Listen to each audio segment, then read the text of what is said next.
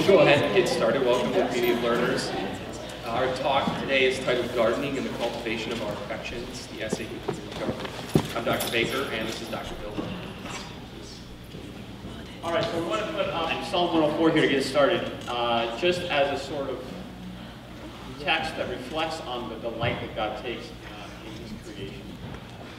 So if you know Psalm 104, the psalmist kind of goes through all these various aspects of creation, and the emphasis is on delight, right? So in one text, he talks about how God doesn't just give us food, which we need to live, right? But He also gave us oil to make our faces shine, wine to gladden our hearts. So I'm not sure if we can have wine to gladden our hearts here, but He gives us things that we don't need, right, to give us joy. And that joy is analogous to the joy that God takes in His creation. And so that sort of joy is what we want to think about today as we talk about our affections and what we delight in, and how those affections do or do not align with God's delight. So the main question we have today, I once read of a professor who said you ought to come to every class with a thesis question, and that way you can seek to answer or come up with some answers to that question. And so I guess ours today would be why a garden and why here. So, well, first of all, because we're actually 65-year-old hippies, which might be one of the reasons that Dr. Bill and I and others are interested in this. So my children wanted to really know if that was an actual picture of me. They didn't believe it. And you know, this is sort of in the later stages of our hippiedom. The earlier stages, we were really working on civil disobedience, and you know, it's just something we've done in the past, so we want to try to bring that here. So. Perhaps because we want to eat healthier food. I don't know if you've ever eaten at a Korean barbecue taco box, but I don't ever want to. And you may know from the other picture there that our grocery stores oftentimes look exactly like this, filled with pre-processed food and nice neat boxes, nice neat aisles, lots of corn byproducts. Because we want to go green. We want to be organic. I worked on a fruit farm growing up, and the farmer on this fruit farm was a graduate of Michigan State's ag school, and he was a huge Michigan State fan. And so the outhouse that was on the farm was all painted green and said "Go Green" on it. And as a 15-year-old, I thought that was really funny. So, and as a 32-year-old, I still think it's funny. Because we have serious environmental concerns. So this might be another one of those reasons we're interested in gardening. Does anyone know what this is an image of? Downriver Detroit? No, this is the Indiana Harbor and Ship Canal, but close. This is in Gary. This is in Gary, Indiana. This is one of those really, really interesting sites. You see, that's Lake Michigan up here. And 90% of the water which passes through this canal originates as industrial outflow or stormwater overflow. So there's been historic contamination of this water. In fact, so much so that it's not been dredged since 1972, because if they did that, they would release so many toxic chemicals into Lake Michigan that it would be catastrophic. And so now what we have, because we don't really have a great way to do this, each year, we have something like 67,000 pounds of chromium, 100,000 pounds of lead, 420 pounds of PCBs that reach Lake Michigan in its current state. And so in order for this problem to be solved, the problem that we created before we thought about the consequences, we will need to invest $180 million to clean it over 10 years and another 20 years to maintain and continue dredging. Because currently, certain vessels cannot even make it into the canal. It's so much sediment, toxic sediment has grown. So this is, as we drive to Chicago, we pass by this. Why else? Maybe because it's hip and everyone else is doing it.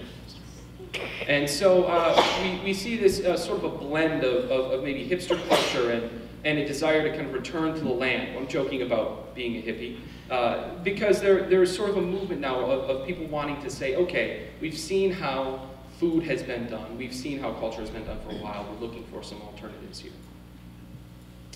Because we used to do it here. How many of you knew that we had a farm as a part of Spring Arbor University? All right, well, that's good. Our school auxiliary, the seminary farm scene. We have sorry, it's a little washed out. We have the farmland up there. We have 2 seminary students milking a cow. And I wanted to thank Sue Panic for finding this archival footage for us. Really appreciate that. And we actually have a map of where it used to be. If you can see here, here's campus. This is Cottage, College, Taft. This is M60 or Spring Arbor Road right here. And this is the entire area of where the farm used to be, about 100 acres, just under 100 acres. So if you look at where we currently are, this is Warner. That's Roger Varlin and Deb Varlin's house. This is Tom Kunzelman's house. These weren't here. This built up. These homes built up. People connected to the university after the seminary school kind of went away. But it was here during the Depression. It was at a time when instruction, when education was tied directly to the land.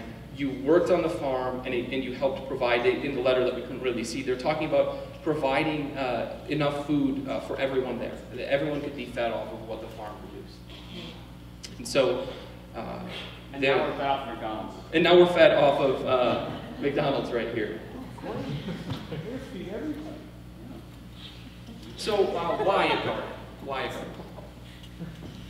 All right, so those reasons may have some merit, more or less. But we want to think about this a little more seriously also. So why a garden? One of the reasons is that we think it's hubristic, the words here are disingenuous and misguided, to think that we can intellectualize the biblical mandate to tend the earth, right? To be stewards of God's creation. That has literal meaning, as well as intellectual and other meanings also, right? So the idea that we can somehow live without eating, right? Can't do that. So we better think really carefully about where our food comes from, the ways we do that. That's part of our life. And we have responsibility to do that in a way that honors God. And the other thing is that we have this, so we have this tendency, I think, to delegate our moral responsibility to somebody else far away, right? We want somebody else to take care of our food, so we don't have to get our hands dirty, so we don't have to know what the chicken that we ate went through when it lived, right? We don't want to know that. That's why Jack showed a great picture of our grocery store, living in nice, neat, petty boxes. It's much simpler that way. And it's all, well, that's one tendency we have that I think is disingenuous. The other one is we have this tendency to think of love as a feeling, right? We have all these nice songs about how love is this great feeling. But the Bible talks about love as an action, right? So if we actually want to love God's creation like God loves his creation, then we have to take action on it and not just feel nice thoughts about it when we sing, all the pictures of our God and King, and then we sit down and eat something without really thinking about where that came from or how that life was lived. So, on the one hand, this has a little practical import, right? We just got all these news stories about the IKEA meatballs that have various kinds of meat. You guys heard about this? Not just cow meat, but also horse meat, right? So, if you have a food system that's so spread out and boxed up, we have no control over what we're eating, in a sense, right? We've delegated that, and that's dangerous. So there are a lot of practical reasons for why this is a problem. But I think there are also moral and spiritual reasons for why this is a problem that we should, as a Christian college, I think, be especially careful to think about those and to rectify them. The other thing I think that we don't often think about is that the way we treat our place and our land is intimately involved with the way that we work out our love for our neighbors. So one of the two great commandments is to love our neighbor, right? And Wendell Berry, in his essay, Gift of Good Land, which is kind of a reflection on the biblical land use laws in the Old Testament, has this to say about that command, to love our neighbor.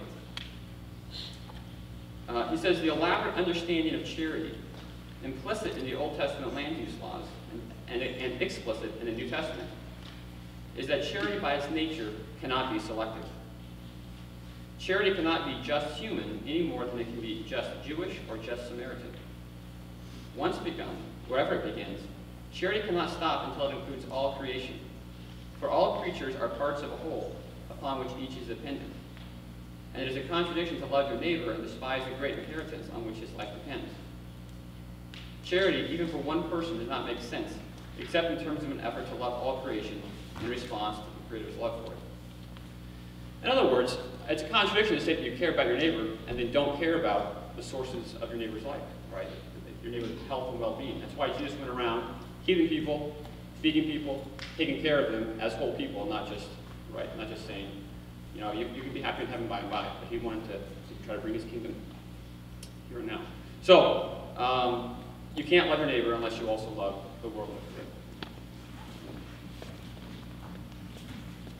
If you know anything about Dr. Bilbro and I, you know that we talk about Wendell Berry all the time. And so he has written many novels. He's an essayist. He's an agrarian essayist. He's a novelist. And one of my favorite novels of his is Jayber Crow. And Jayber Crow is an orphan. He is a barber. He goes to seminary before he finds out that he has too many questions to become a pastor, too many doubts. And in the section I'm going to read to you here is at a time when he's not been praying, where he is struggling in his faith. It's a very daunting work. He's on a daunting journey, and he's working through his faith and the questions he has and his understanding of the world, in part significantly because he has seen the church respond very poorly to the world, and to treat the world, the cosmos, as though it has no value. I began to pray again. I took it up again exactly where I had left off 20 years before, in doubt and hesitation, bewildered and unknowing what to say. Thy will be done, I said, and seemed to feel my own bones tremble in the grave. Not a single of my doubts and troubles about the scriptures had ever left me. They had in fact got worse. The more my affections and sympathies had got involved in poor William, the more uneasy I became with certain passages, not just in the letters of St. Paul, that clarifying and exasperating man, but even in the Gospels. When I would read, "Then shall two be in the field, and one shall be taken, and the other left. Two women shall be grinding at the mill, the one shall be taken, and the other left." My heart would be with the ones who were left. And when I read of the division of the sheep from the goats, I couldn't consent to give up on the goats, though, like most people, I had my list of goats who seemed hopeless enough to me, and I didn't know what to do about them. What would I do with a son who killed his father, merely to inherit his money, and only a little quicker than he would have inherited it anyhow? What would I do with that woman? She lived up in the Big Bottom at the mouth of Willow Run long ago, who beat a black girl to death for stealing a spoon, and then found the spoon. What would I do with somebody who reduced the world in order to live in it? Somebody who reduced life by living in it. What would I do with a man who wished for the death of his rival? I don't know. I could see that hell existed and was daily among us, and yet I didn't want to give up even on the ones in hell, for the best of reasons, as you might say. "You don't want to go to hell, honey," said Miss Gladdy Finn. "I don't," I said, "but I don't reckon it has enough room for everybody who's eligible." "Well, I don't know," she said. "A soul is mighty small." But now I could see something else, too. Something I suppose that old Dr. Ardmeyer knew I did not see, and knew I would not easily see. My mistake was not in asking the questions that so plagued my mind back there at Pigeonville. For how could I have helped it? I can't help it yet. The questions are with me yet. My mistake was ignoring the verses that say God loves the world. But now, by a kind of generosity, it seemed, the world had so beaten me about the head and had so favored me with good and beautiful things that I was able to see. God loves Port William as it is, I thought. Why else should he want it to be better than it is? All my life I had heard preachers quoting John 3:16, "For God so loved the world that he gave his only begotten Son, that whosoever believeth in him should not perish, but have everlasting life." They would preach on the second part of the verse to show the easiness of being saved. Only believe. Where I hung now was the first part. If God loved the world even before the event at Bethlehem, that meant he loved it as it was, with all its faults. That would be hell itself in part. He would be like a father with a wayward child, whom he can't help and can't forget. But it would be even worse than that, for he would also know the wayward child and the course of its waywardness and its suffering. That his love contains all the world does not show that the world does not matter, or that he and we do not suffer it unto death. It shows that the world is hell only in part. But his love can contain it only by compassion and mercy, which, if not hell entirely, would at least be a crucifixion. From my college courses and my reading, I knew the various names that came at the end of a line of questions, or were placed as periods to bafflement. The first cause, the first mover, the life force, the universal mind, the first principle, the unmoved mover, even providence. I too had used those names in arguing with others and with myself, trying to explain the world to myself. And now I saw that those names explained nothing. They were of no more use than evolution or natural selection or nature or the Big Bang of these later days. All such names do is catch us within the length and breadth of our own thoughts and our own bewilderment. Though I knew the temptation of simple reason, to know nothing that can't be proved, still I suppose that those were not the right names. I imagined that the right name might be Father, and I imagined all that that name would imply. The love, the compassion, the taking offense, the disappointment, the anger, the bearing of words, the bearing of wounds, the weeping of tears, the forgiveness, the suffering unto death. If love could force my own thoughts over the edge of the world and out of time, then could I not see how even divine omnipotence might be by the force of its love be swayed down into the world? Could I not see how it might, because it could know its creatures only by compassion, put on mortal flesh, become a man, and walk among us, assume our nature and our faith, suffer our faults and our deaths? Yes, and I could imagine a father who is yet like a mother hen, spreading her wings before the storm, or in the dusk before the dark night of the little ones of Port William to come in under, some of whom do, and some do not. I could imagine Port William riding its humble wave through time under the sky, its little flames of wakefulness lighting and going out, its lives passing through birth, pleasure, suffering, and death. I could imagine God looking down upon it, its lives living by his Spirit, breathing by his breath, knowing by his light, but each life living also, inescapably, by its own will, his own body given to be broken. Once I had imagined those things, there was no longer with me any question of what is called belief. It was not a conversion in the usual sense, as though I had been altogether out and now was altogether in. It was more as though I had been in a house and a storm had blown off the roof. I was more in the light than I had thought, and also at night, of course, more in the dark. I had changed, and the sign of it was only that my own death now seemed to me by far the least important thing in my life. What answer can human intelligence make to God's love for the world? What answer, for that matter, can it make to our own love for the world? If a person loved the world, really loved it, and forgave its wrongs, and so might have his own wrongs forgiven, what would be next?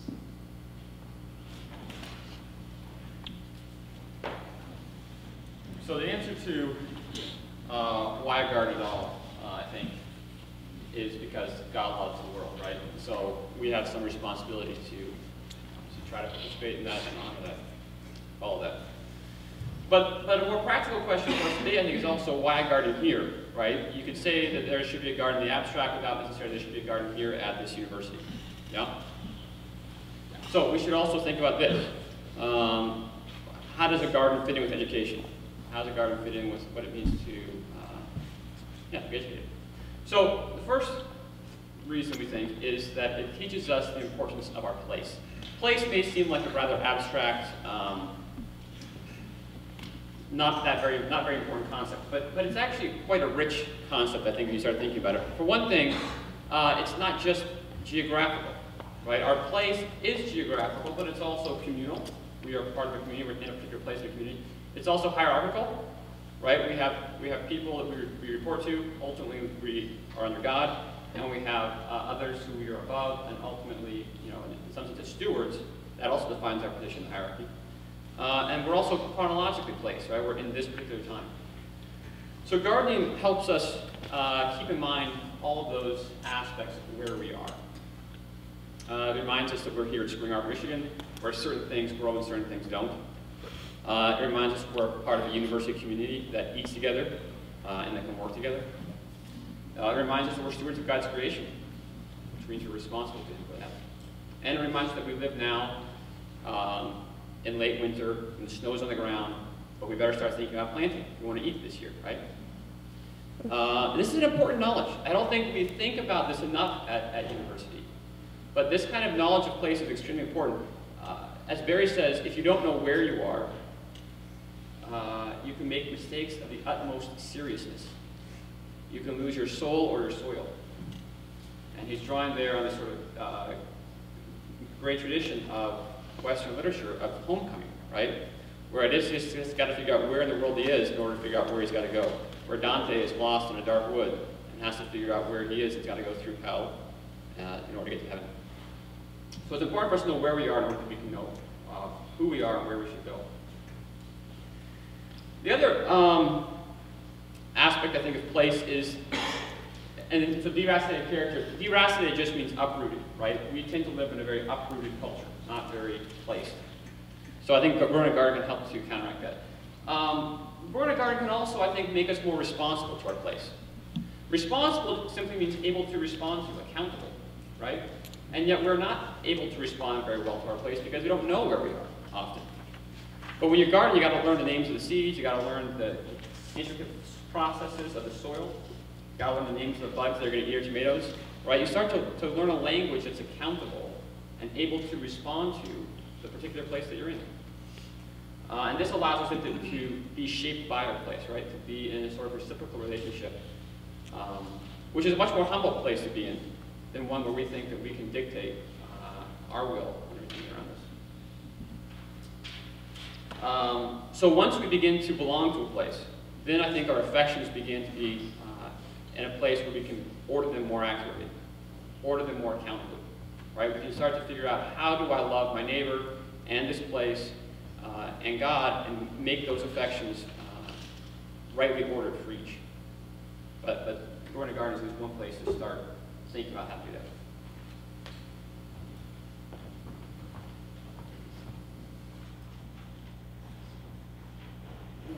One of the other things that we think is important for us to talk about here when we're speaking about the garden is the idea of community. We talk about this all the time. Community is kind of a good Christian buzzword. But I want us to think maybe about gardening not only as an individual, because it can be, but also as a communal activity. And that's one of our goals here, the steering committee, as we've been thinking about what the garden and the purpose of the garden here on campus will be. Because clearly we're not going to feed everyone. Chartwell's has that covered.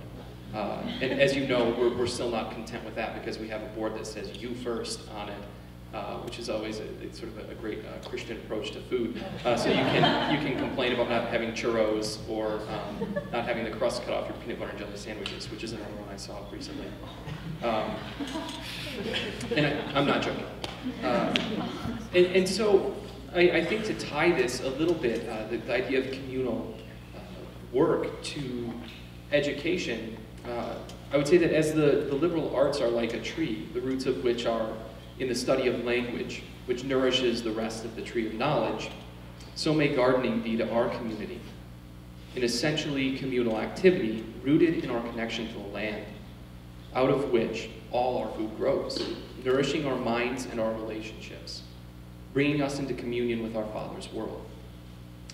Because I think when we're connected rightly to the land, we are connected rightly to our Creator, and we can then be rightly connected to our neighbor. This can't only be about us individually. And I would also say that gardening is incarnational. So Barry concludes his poem, Manifesto, the Mad Farmer Liberation Front, from the title you can learn a lot, with these two words, practice resurrection. And what I think he means by this is that because we live in a world in which we, quote, love the quick profit, want more of everything ready-made, and are afraid to know our neighbors and to die, unquote, we ought to, as he says, every day do something that won't compute. Love the Lord, love the world, work for nothing, take all that you have and be poor. Love someone who does not deserve it, unquote. So to practice resurrection is to acknowledge the incarnation of Christ as being real in our everyday lives. To practice resurrection is to acknowledge that the incarnation of Christ ought to make us Christians a people who care deeply about the world and our role in it as stewards. We ought to, as he says, invest in the millennium by planting sequoias. We also ought to, as Barry says in the poem, laugh. Laughter is immeasurable. Be joyful, though we have considered all the facts. So again, to practice resurrection means to be in this world, to love it despite its flaws, to love it because God so loved it that he sent his only begotten Son. To practice resurrection means to cultivate our affections towards these ends. We believe that our small garden might be one step toward practicing resurrection on this campus. All right. So the final reason, as Jack alluded to there, the end is education, right? We are an educational institution, we're a place of education, so how does the garden actually help to educate us? And I think this also helps us to understand that, like he said, we're not going to feed the world, we're not going to feed ourselves, right? This is not, first and foremost, like the original farm here was, a practical consideration in terms of, supplanting charcoal. But it is practical in the sense that it hopefully will shape us and help us see things differently. So, how? As we mentioned a couple times already, we live in sort of a deplaced world, deracinated world, right? Education is no exception.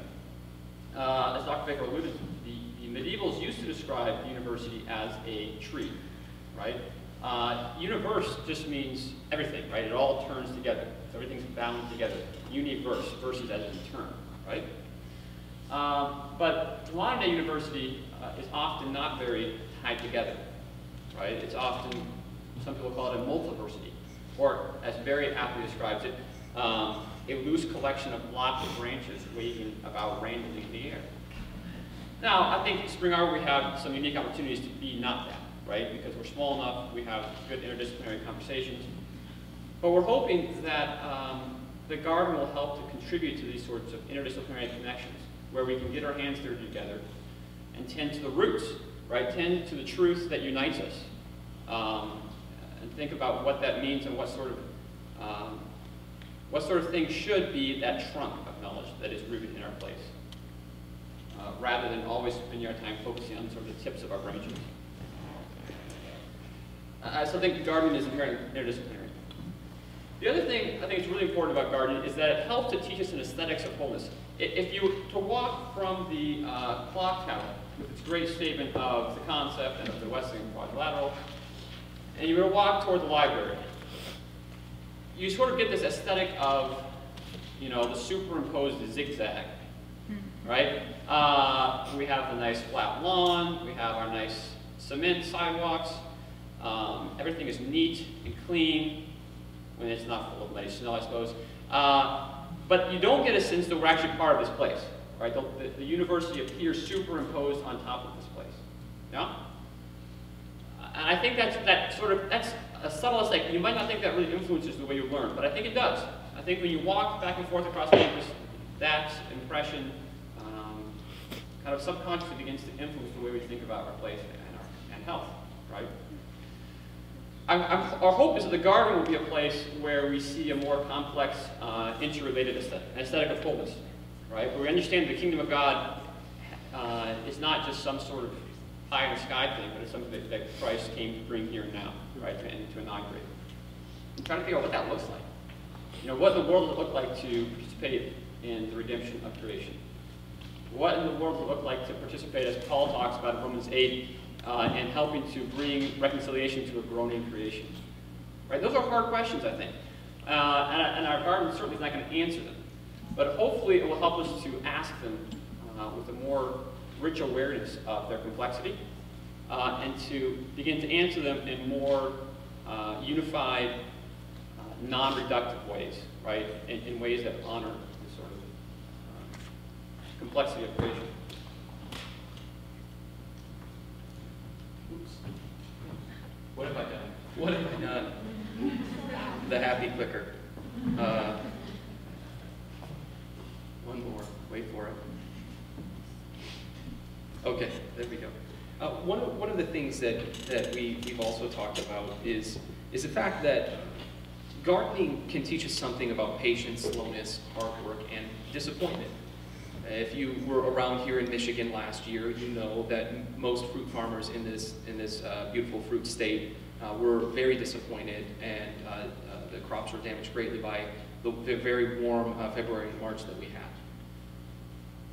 In our academic work, we sometimes fall into the fallacy that a lot of effort put into something ought to result in a product that is deemed by a grade of an A. I worked really hard on this, or I did a lot of work, but this is what I got. Gardening teaches us a very, very important truth about our world, that sometimes effort doesn't matter.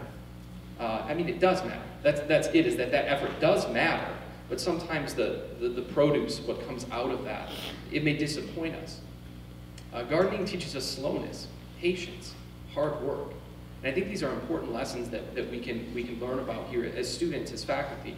We can be talking about in our classroom, what does this mean for us to be concerned with a slow process of learning, rather than sort of following the cultural pull to get things done as quickly as possible. To, as Roger Varlin will say, you're cursing at him when you say to get gen eds out of the way. A discussion of these things matter, the slowness of the process, coming along beside each other, and sometimes being disappointed with the outcome. And a story that I have as a student that speaks to this is in a class I had with a well-known difficult theology professor that I had at Cornerstone University, who assigned a research paper. I finally decided I wanted to be a decent student that year.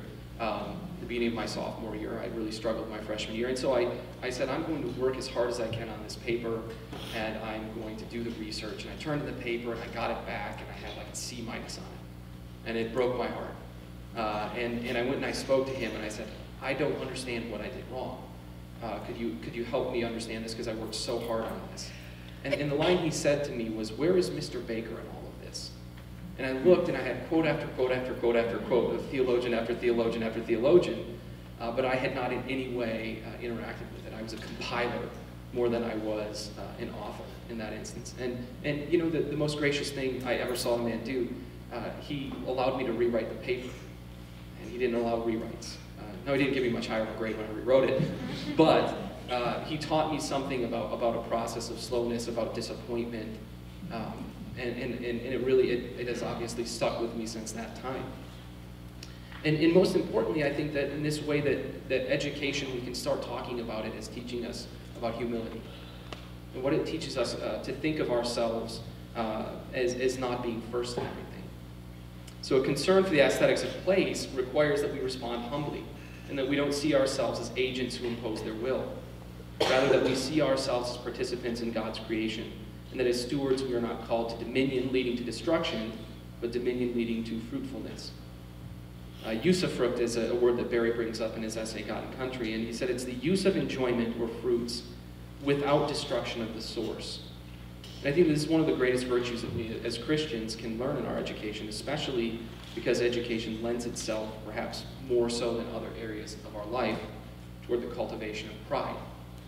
virtue we ought to, a vice we ought to be countering with the virtue of humility. We'll go through this quickly. This is just a beautiful morning prayer after eating by one of there. I've taken in the light that quickened eye and leaf. May my brain be bright with praise of what I eat. In the brief blaze of motion and of thought, may I be worthy of my meat. I love the last line because I think of that as an educator, and I think, may we be worthy of our education. May we be worthy of our education. You can see the light imagery throughout this poem. So, where a garden? We want to call up the steering committee at this time and people who've really been working at getting the garden together. And I completely forgot, Robbie, to say live tweeting at hashtag SAU Garden. And I joked and said, I'm not telling anyone about it. And then I actually didn't. That was not. It's cool. It's cool. She all thinks you know. So send out some tweets real quickly here. I don't know what language. Okay, so we wanted to give you some of the dirty details now of what's going to be happening with this garden. Over the past couple months, this steering committee has been meeting, trying to figure out some of the initial details of what we can be doing. So just real quick, in case you guys don't know everyone here, my name is Sarah Crane. I work within the president's office. We have Peter Shackelford in the front. He works in UCOM. Robbie Bolton is our new library director. And then Dr. Baker and Dr. Bill Burrow, of course, you guys have met. So that is our steering committee. But at this point, the only way this garden works is if you guys get involved and you guys get excited about this. The essence of a community garden, of course, is the community and you guys being integrated into it.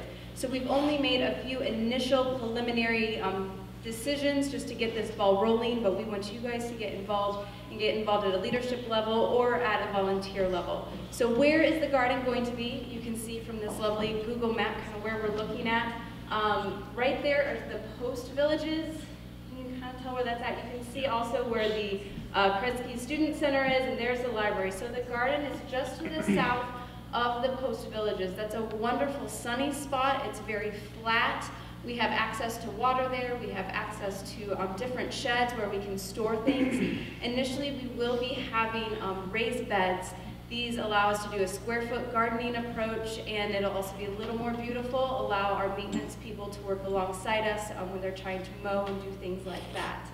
The garden will be set up as very much a community garden. We're going to garden this space as a whole. So we're going to have a box that is for tomatoes and different things. We'll have a box of maybe herbs and things like that. So this isn't a garden where we have individual plots, but one where we come together as a whole and garden it throughout the spring, summer, and fall. So it is a little bit of a different approach, but it very much fits with the theology and the academic reasoning for why we have a garden here at SAU.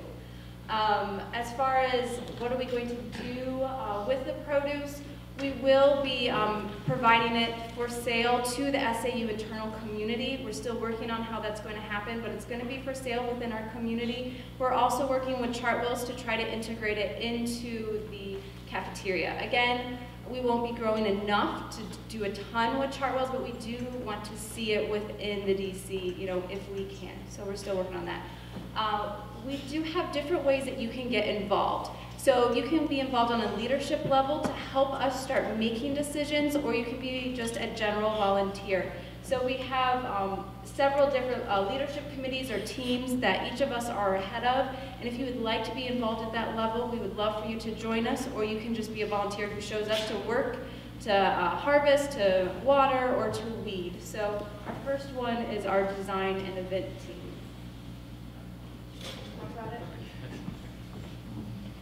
Well, we're gonna be building the square foot gardens, and anyone who is interested in that, if you have a sort of carpenter's thumb, if you are have ideas for irrigation, if you have some tools we might be able to borrow, anything like that, you can contact Dr. Bill or I, and yeah. So I think that's our part, design, and we're still working on some things. And if you have lumber, things like that, please let us know.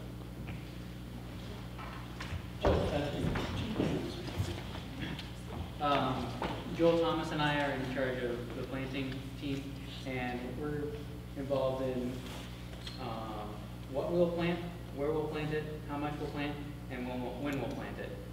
We're going to try to do some succession planting so that we can get more out of the garden. We're going to do some companion planting so that things benefit from being next to each other, those kind of things. But we're going to, we're going to figure out what seeds we need to start and when so that we get a good harvest. This is an atypical community of lectures that kind of ends with this call to action of sorts. It feels almost like we have an altar call. We're asking you to come forward and make a commitment. All the deacons have come up after the sermon. I think I see that hand, Dr. White.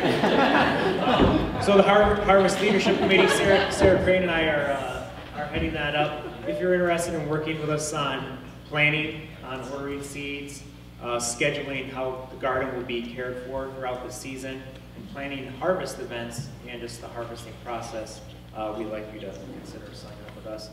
Are you going to say something about the general volunteer? And if you don't want to be involved in leadership planning, Sarah can tell you how to be a general volunteer. Yeah. So we do need the general volunteers. If you just want to come out during the summer or spring and just work with us, you will want to sign up just to be a general volunteer.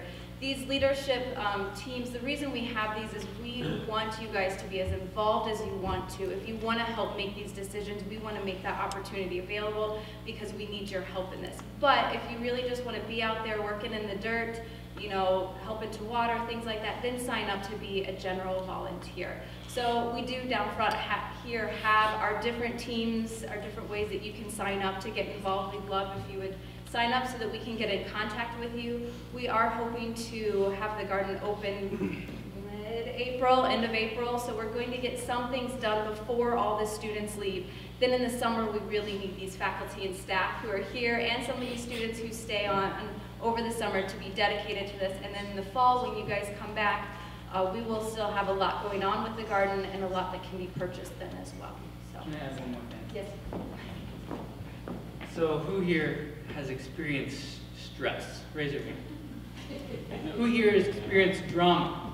Raise your hand. Okay. Now, have you ever weeded when you were experiencing stress? Have you ever weeded when you're experiencing drama?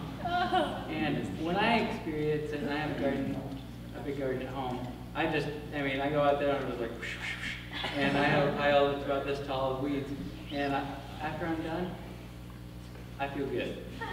So that's all.